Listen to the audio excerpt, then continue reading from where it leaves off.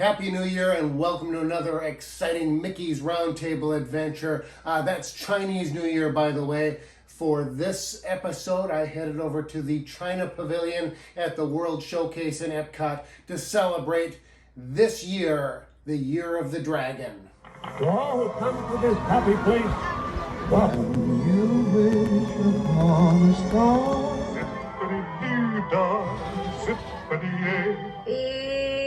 It's supercalifragilisticexpialidocious. Who's the leader of the front that's made for you and me? M-I-C-K-E-Y-M-O-U-S-E. The Chinese New Year has been celebrated for some 3,500 years, so it goes back quite a ways. How does it differ from the New Year's that we're used to, January 1st every year? Well, New Year's January 1st is based on where the Earth is as it relates to the sun. It's a solar calendar. Chinese New Year, also called a Lunar New Year, is based on a solar lunar calendar. So the solar part is winter solstice, and then the second new moon after the winter solstice is Chinese New Year, Lunar New Year.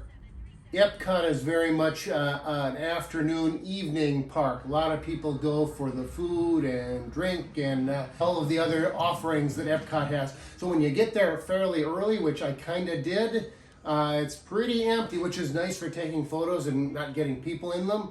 But it's kind of barren, kind of dead. Now, the Disney animated film Mulan is based in Chinese culture, and so they do have a Mulan meet and greet. I've met her there before, and when I did it before, she was outside, and then this time she was inside. I'm not sure why they might do it that way. Weather is maybe a factor, although it was a nice day. I don't know, both locations are nice. I was hoping that since it was Chinese New Year, that they might have something special going on. I know they do over at the parks based in China, in Shanghai and Hong Kong. They do out in California, but there didn't seem to be anything at all going on here at Walt Disney World. Anyway, she met inside the main entrance to the Circle Vision, I want to say Circle Vision 3D. The Circle Vision 360 movie Reflections of China. Just off to the side from that waiting area, they have an exhibit on Shanghai Disneyland. It's kind of cool. You get to see some artwork and some models and some costumes and various things that you would find at Shanghai Disneyland. I would love to go. I think one of the cool things at Shanghai Disneyland that I would love to see that is kind of related to Chinese New Year is the Chinese Zodiac.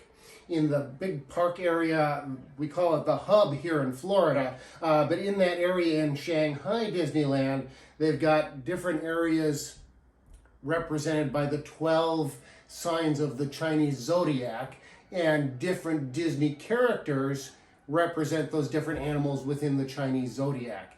So that's kind of neat. And so like this year is the Year of the Dragon, and they've got Mushu, for example, who I wish I could have met, but he wasn't there. Anyway, very cool. The movie's a typical Epcot Circle Vision 360 kind of movie. Those are really, really cool. I'd rather see a ride or something put in there. But, you know, hey, it is what it is. It's about to begin. If you haven't already done so, please turn and face the automatic doors. For those nearest the doors, please remain behind the solid yellow line until the doors have fully opened towards you. And make sure you bring all of your personal belongings with you into the theater. Thank you. Of the hand now, and I am gone. Lowering my head, I dream that I am home. Until we meet again. 再见. I hope you enjoyed Reflections of China. At this time, please gather your personal belongings. Then when you exit the theater, you enter right into or right next to their main gift shop there. And it's a very good one. A lot of really cool stuff in all of the different pavilions. So they did do something special there. They had a sign up that said Happy New Year. Anyway, the main goal in visiting the Chinese Pavilion there on Chinese New Year was to go grab something to eat. Now, there's the Lotus Blossom Cafe, which I've eaten at before. That's their quick service restaurant. And right next to it is the Nine Dragons restaurant.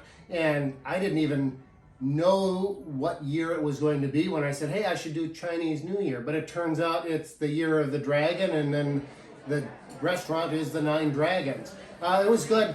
So they did do something special. There was a special on the menu. It was the Chinese New Year special, whatnot. So I had that. It was good. There are other restaurants at Epcot and World Showcase that I like better for their unique offerings. This was just, it's a nice restaurant, and I enjoyed it. And it was really cool to go there on Chinese New Year. The only thing left that there was that I wanted to do was fireworks. But that wasn't until much later in the evening. So I headed home, went to the grocery store, took a nap, and then came back to Epcot later on that evening and caught the fireworks from the China Pavilion.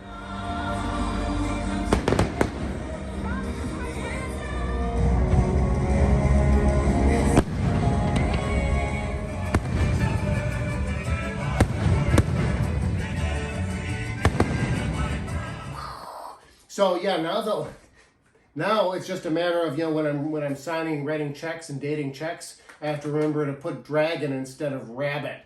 Last year was the year of the rabbit, I think it was. Anyway, that's it for this Mickey's Roundtable adventure. Until next time, we'll see you real soon, and Happy New Year.